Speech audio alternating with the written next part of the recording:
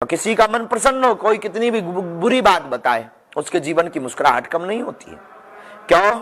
क्योंकि एक बाहर संसार है, एक अंदर संसार है। बाहर का संसार का प्रभाव तब नहीं पड़ता जब अंदर का संसार तुम्हारा स्ट्रांग हो। और हम बागेश्वर धाम के पागलों से कहना चाहते हैं, याद रखना, हम तुम्हारे विरोधी हैं। तुम सुनकर के चौंक जाओगे कि ये क्या उल्टी बात है। हाँ, हम आपके विरोधी हैं। आपके विरोधी हम इसलिए हैं कि आप जो है चाहते हो कि हमारे बदले कोई जाप करे, हमारे बदले कोई मंत्र करे, हमारे बदले कोई ऐसा चमत्कार कर दे, कोई व्यक्ति ऐसा चमत्कारी मिल जाए, कोई ऐसा व्यक्ति मिल जाए, हमें कुछ ना करना पड़े, सीधा पास हो जाए, नौकरी लग जाए। यह शायद तुम्हारा भ्रम है मेरे पागल। उठ और जाग। कर्तव्य का प्रायण तुम्हें खुद करना पड़ेगा। कर्तव्य पथ पर तुम्हें खुद चलना पड़ेगा। समस्या तुम्हारी है तो समाधान भी तुम हो, कोई दूजा नहीं हो सकता है समाधान। फिर आप कहोगे कि फिर बागेश्वर धाम की क्या आवश्यकता है। कर्तव्य के साथ कर्तव्य का फल कृपा से मिलता है।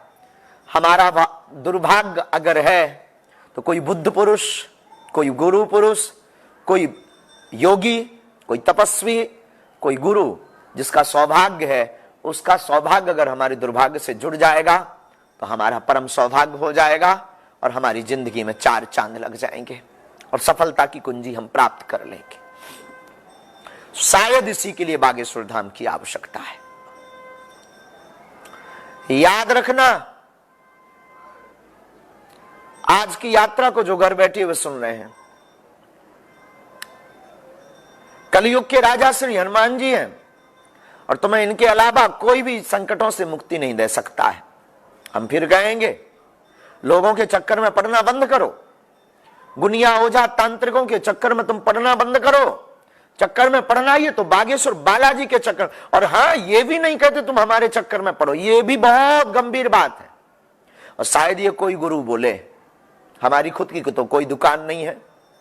हमारा सिद्धांत यही है कि हम दिन ना रात जो जग रहे हैं, हमारा उद्देश्य एक ही है, जो भोजन छोड़ करके, नींद को छोड़ करके हम सेवा कर रहे हैं, हम जो दरबार लगा रहे हैं, हमारा संकल्प एक ही है कि जब तक घर घर राम नहीं होंगे तब तक चैन से हम बैठेंगे नहीं।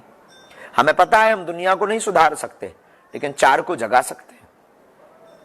हमें पता है हम भारत में क्रांति नहीं ला सकते हैं, लेकिन शुरुआत तो कर सकते हैं। और ये हम नहीं करेंगे तो कौन करेगा। अब तुम्हारी भी जिम्मेदारी है। इंसान सदैव धोखा देता है।